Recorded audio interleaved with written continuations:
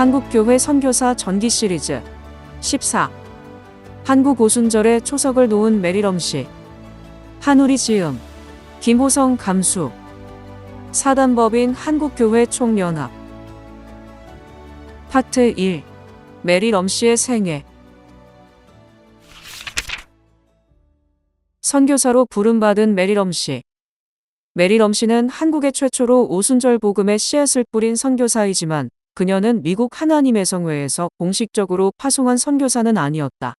1928년 초에 영국과 미국에서 온 선교사들이 한국에서 오순절의 메시지를 전할 무렵 럼씨는 한국에 입국해 하나님의 성회 공식 대표가 아닌 선교회의 파송을 받은 정식 선교사로 수년 동안 선교 사역을 감당했다. 럼씨가 태어난 해는 정확하게 알 수 없지만 1885년경 미국 뉴욕주의 코틀랜드에서 태어났을 것으로 추정된다. 럼씨는 불우한 유년 시절을 보냈다. 어머니를 일찍 여의게 된 럼씨는 외할머니와 함께 어린 시절을 보내게 되었다.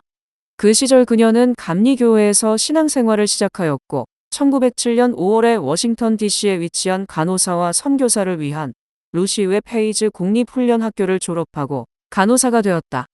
그러던 중 그녀는 삶의 변곡점을 맞이하게 되는 사건을 경험하였다. 그 사건은 바로 1906년 미국 로스앤젤레스 아주사 거리에서 윌리엄 제이 시무어의 주도로 시작된 아주사 거리 대부흥 운동이다. 럼씨는 아주사 거리 부흥 운동에서 성령 세례와 방언의 은사를 받게 되는 영적 체험을 하였다. 그때 그녀는 아주사의 한 다락방에서 성령 세례를 체험했을 때 한국으로 가라라는 성령의 음성을 들었다. 럼씨는 아주사에서 받은 선교의 사명을 자신이 평생 감당해야 하는 사명으로 받아들였다. 럼씨는 성령의 음성을 듣고 20년이 지난 뒤에서야 하나님께서 예비해 주신 도움의 손길로 마침내 한국으로 들어오게 되었다. 오랜 시간을 기다려 한국에 들어온 만큼 럼씨는 간절한 마음으로 아주사 거리 부흥 운동에서 자신이 경험했던 성령 세례와 방언의 은사를 중심으로 선교 사역을 수행하였다.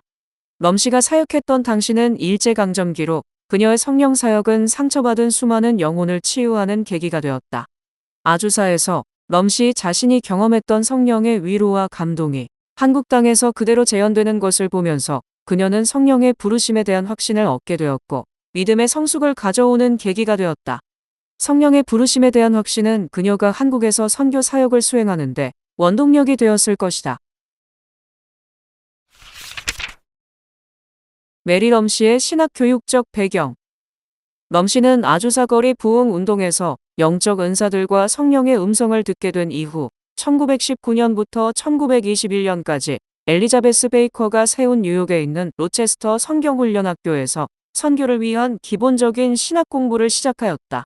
리젠트 대학교의 외래 강사인 존 밀러는 졸업 사진 속 럼씨의 모습을 보며 겸손하고 사슴같이 깊고 아름다운 눈을 가진 이 젊은이가 앞으로 교회를 위해서 얼마나 대단한 일을 하게 될지 기대가 된다고 했다.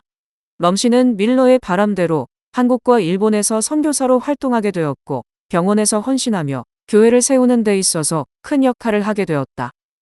이후 그녀는 자연스럽게 베이커가 세운 엘림 믿음의 집과 선교사 공동체에 가입하여 활동하였다. 오순절 역사학자인 빈슨 사이나는 럼씨가 엘림 믿음의 집과 관계를 맺은 이후 엘림 선교회에 일본 선교사로 등록되었다고 주장한다. 그뿐만 아니라 밀러 또한 럼씨는 1928년 이후 로체스터 성경훈련학교에 선교사로 등록되어 있고 트러스트라는 잡지가 폐간될 때까지 그녀의 이름은 선교사 명단에 남아 있었다고 주장한다. 이러한 일련의 과정들은 마침내 그녀가 한국으로 선교를 떠날 수 있도록 계기를 마련해 주었다. 그녀는 한국에서 선교 사역을 할 수 있는 후원금을 위해 간절히 기도했다. 그때 럼씨는 같은 감리교회에 출석하는 부유한 재정 후원자인 댄버드를 만나게 되었고 그는 성령의 감동을 받아 그녀의 선교 사역을 후원하기로 결정했다. 이에 따라 럼씨는 댄버드의 후원을 받아 마침내 1928년 3월 일본을 통해 한국으로 들어오게 되었다.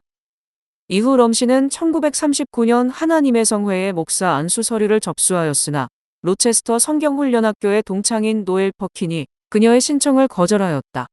그 이유에 대해 퍼킨은 선교부의 전통을 지키기 위해서 선교부의 공식적인 허가를 받지 않고 활동한 선교사에게는 목사 안수를 줄 수 없다는 입장을 견지했다.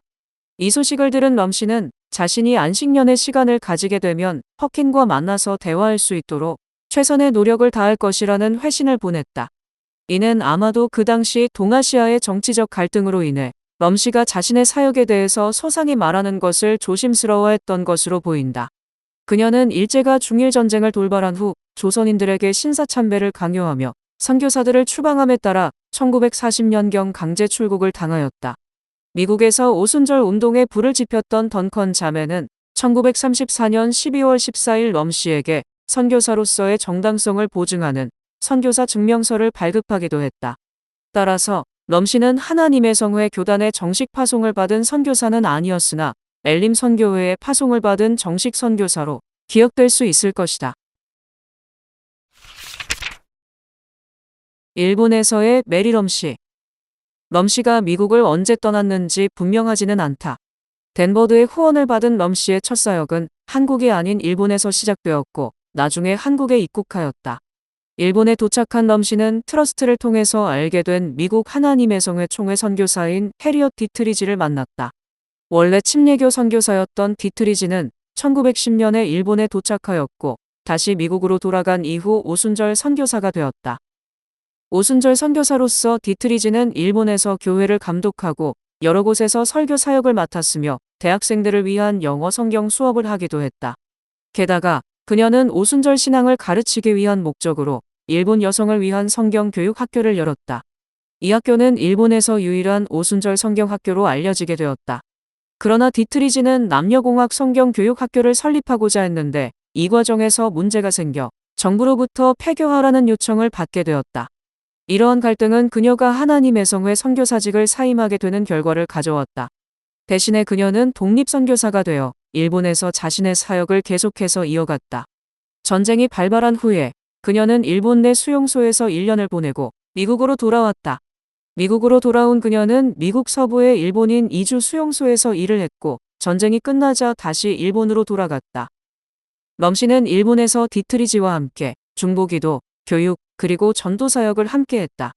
디트리지가 일본 남성을 위한 성경학교를 설립하고자 했을 때 럼씨는 던컨 자매들에게 그 필요성에 대해서 편지를 썼다. 그렇게 한 이유는 럼씨가 50여 명의 일본 남성들이 성령 세례를 받고 그 중에서 10여 명은 물침례까지 받으며 예수를 구주로 영접하는 것을 경험했기 때문이다. 럼씨는 디트리지를 도와서 일본의 오순절 신앙을 전하고자 다방면으로 노력했다. 디트리지는 던컨 자매에게 서신을 보내어 럼씨가 자신을 도와 일본에서 오순절 신앙을 전할 수 있게 되어서 감사하다는 마음을 전하였다. 그리고 하나님께서 계속해서 새로운 사역의 기회를 열어주고 계심을 알렸다. 그뿐만 아니라 하나님의 도우심으로 문을 닫았던 주일학교를 다시 열 수 있게 된 것과 오순절에 침례를 받은 소녀들이 기뻐하는 모습을 보며 함께 그 기쁨을 누릴 수 있어서 행복하다는 마음을 전했다. 일본에서 오순절 신앙을 몸소 경험한 럼씨는 한국에서의 선교 사역을 준비했다. 나중에 럼씨는 한국에서 함께 동력할 사역자를 찾기 위해서 일본에 재방문했다. 그때 럼씨는 동경의 성서신학원을 다니며 오순절 신앙을 가진 박성산을 만나게 되어 한국에서의 선교 사역이 보다 진전될 수 있었다. 일본에서의 경험은 럼씨가 한국에서 선교 사역을 하는 데 있어서 초석을 다지게 되었다. 한국 땅을 밟은 메리 럼씨.